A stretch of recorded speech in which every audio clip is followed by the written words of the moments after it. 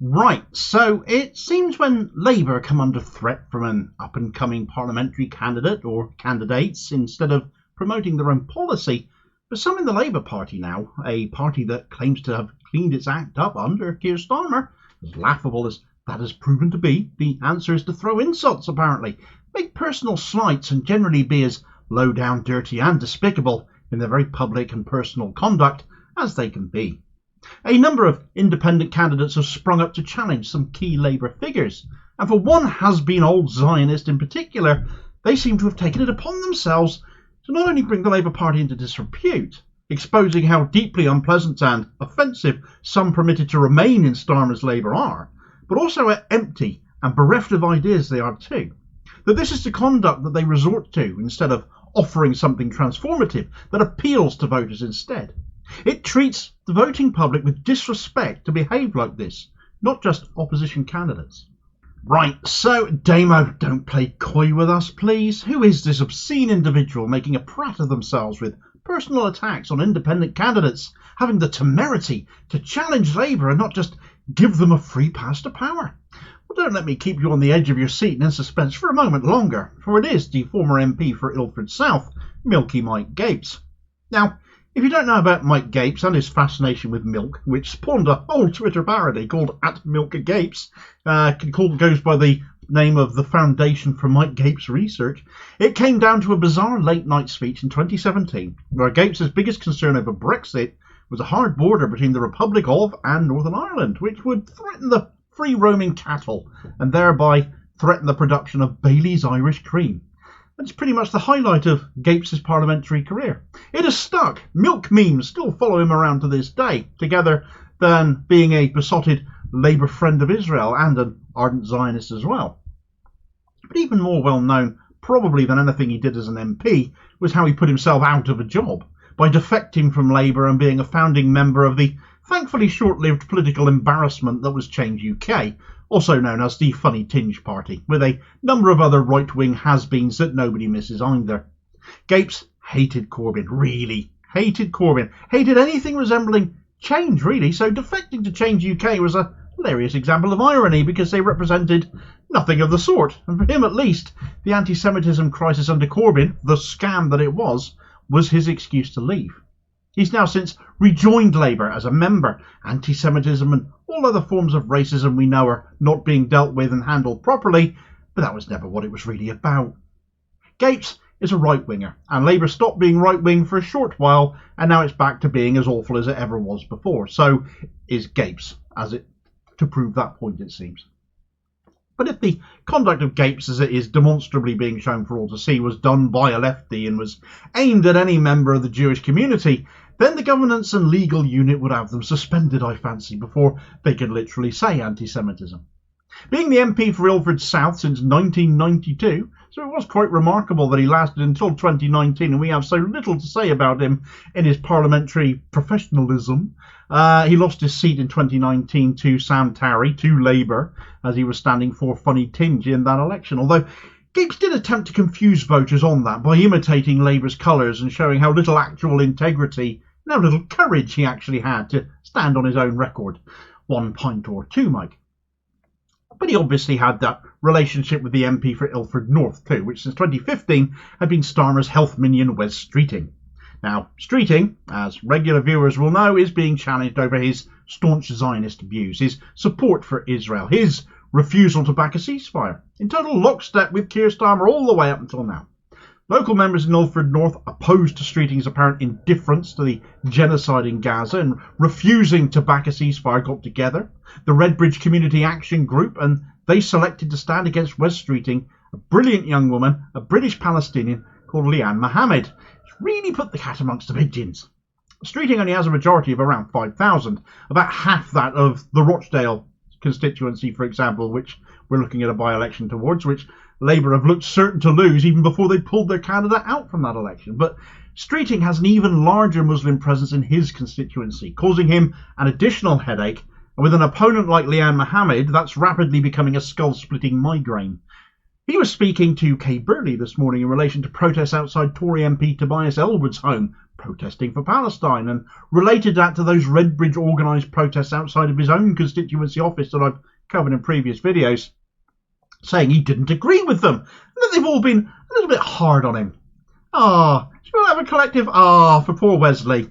Imagine how the people in Gaza must feel in comparison to Wesley's slighted and his bruised ego and his bruised conscience, and feeling so sorry for himself because they're only being blown to bits or dying of hunger or disease instead, aren't they? But hey, Wesley, you got protested at a weekend outside your offices when neither you nor your staff were there, and you're whinging on national TV.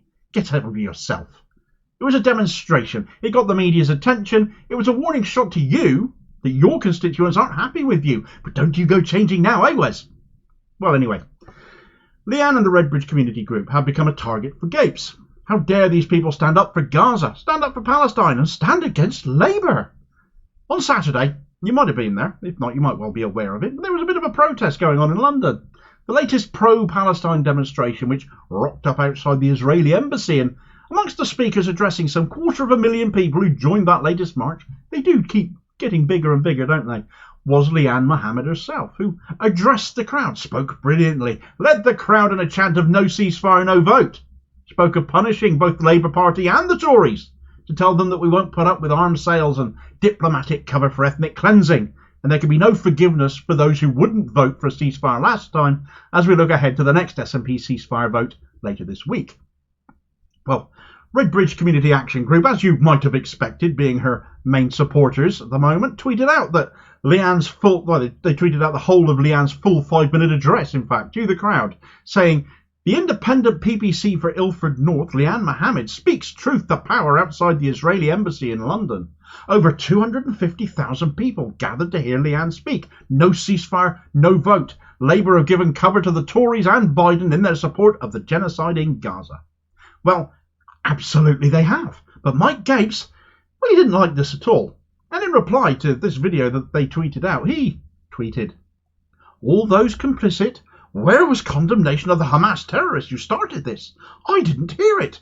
The people of Ilford North of all faiths, whether Muslim, Christian, Hindu, Jewish, Sikh or none, will never vote for a divisive Hamas apologist. We reject extremism." So Leanne Muhammad, by omission, by not mentioning Hamas, is now apparently a Hamas apologist for them. Well, it isn't Hamas who are facing plausible charges of genocide right now. And as much as they did indeed go into Israel on October the 7th and take Israeli hostages, the deaths that resulted on that night, as so many in Labour love to remind us of, the largest death toll of Jewish people since the Holocaust, well, it is yet to be proven how many of those people actually died at Hamas's hands, particularly when footage exists of people being killed that night by Israeli helicopters. Multiple eyewitnesses accounts talk about Hannibal directives, Israel killing their own people to avoid being taken hostage, and of course the reason they do that is to avoid hostage exchange deals for the many more people that Israel hold hostage from both Gaza and the West Bank. But you didn't mention them, did you, Mike? A mission on your part, perhaps? Well, Redbridge themselves sought to address Mike Gapes for his horrible response, and they said, "Gapes and those like him have ruled over Redbridge for too long. He can see that the writing is on the wall and that change is coming. We reject his Hamas apologist line. We are shocked that he can sit by after 30,000 Palestinians have been killed and say nothing." Well, indeed. Gapes wasn't done, though.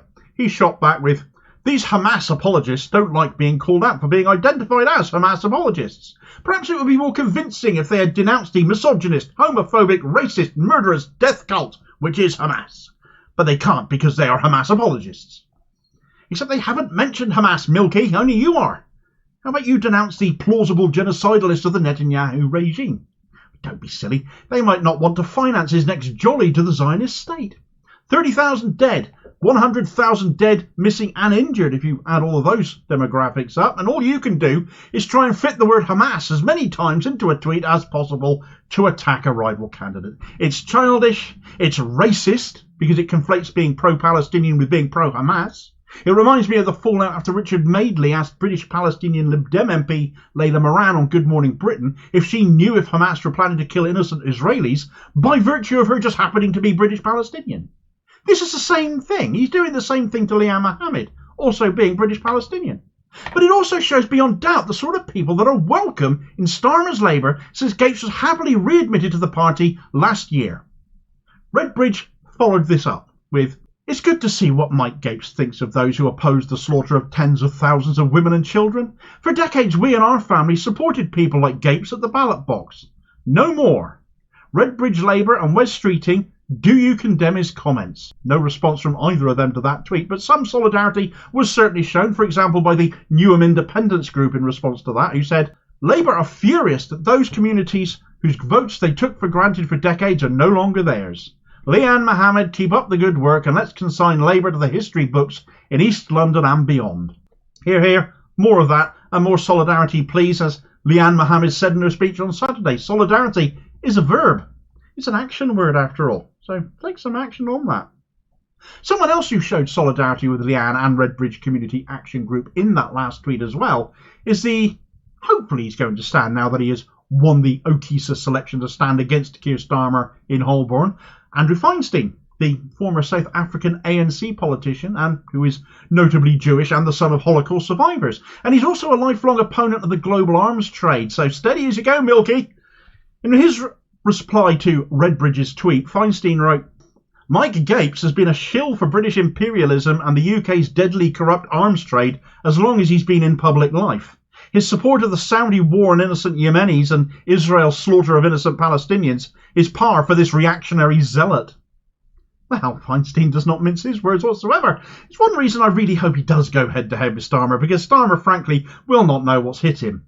Feinstein is the genuine article. Starmer is an establishment stooge. There is just no comparison there. Anyway, Gapes can't let these things go.